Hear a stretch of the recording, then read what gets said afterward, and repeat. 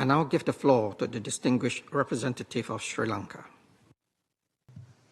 Mr. President, let me begin by conveying the appreciation of my delegation for convening this high-level forum on the theme, Cultivating and Nurturing the Culture of Peace for Present and Future Generations. It is 25 years since the historic declaration and program of action was adopted through UNG Resolution 53/243. Today we stand on the cusp of a summit of the future that we hope would rejuvenate our march to attain the Sustainable Development Goals by 2030, eradicate hunger and poverty, boost climate action, bridge the digital divide, and strengthen peace and security. It is a sine qua non that none of these is attainable without a culture of peace. In a world torn by conflicts, discrimination, xenophobia, and all forms of intolerance, creating a culture of peace and tolerance in the minds of human beings remains a daunting challenge. However, it is a challenge, and every conflict and incident of discrimination and intolerance keeps reminding us of the urgent need to meet that challenge. The Declaration and Program of Action has provided us with a framework to work towards peace, tolerance, and mutual understanding.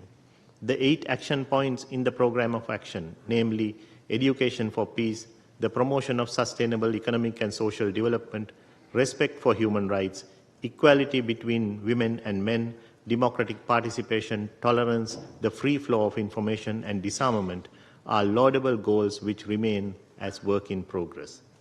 Mr. President, a true culture of peace should stand in stark contrast to a culture of war. On this occasion of the 25th anniversary, we must ask ourselves whether we have created a world in which peace is more profitable than war. Have we created that alternative to a culture of war and violence? The UN Secretary General's A New Agenda for Peace policy brief identifies trust, solidarity, and universality as the fundamental principles upon which friendly relations and cooperation among nations and societies should take place. However, as the policy brief also identifies, these principles are followed extensively in the breach, and therefore we have the current situation of mistrust, lack of a sense of fellowship, and selective application of universal principles. Mr. President, the fact is that present generations in several regions of the world are living through the scourge of outright war and conflict. The spillover effects of these conflicts are felt without geographical restraint. Beyond the worst forms of violence worldwide, there are pervasive realities of violence in many forms at all levels of life, in the form of extreme poverty, intolerance, discrimination, deprivation, and violence at individual and collective levels, which lends itself to the much repeated statement by Nelson Mandela that peace is not just the absence of conflict. The summit of the future, in the wake of global shocks of the COVID-19 pandemic, impacts of the triple planetary crisis, and volatility of the international security situation, presents a renewed sense of hope to reinstill and reinvigorate the multilateral system and renew a culture of peace.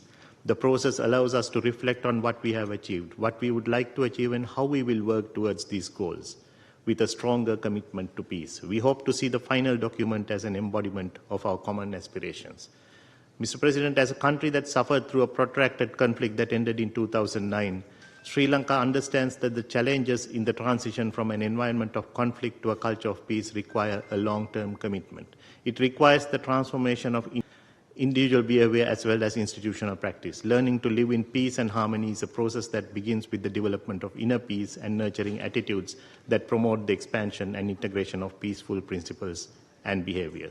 Sri Lanka underpins the need to create a socio-economic environment that allows individuals to realize their full potential without discrimination and in a peaceful environment. It is imperative that ongoing processes within this august institution in all its mandates work towards this common goal. Thank you, Mr. President. I thank the distinguished representative of Sri Lanka.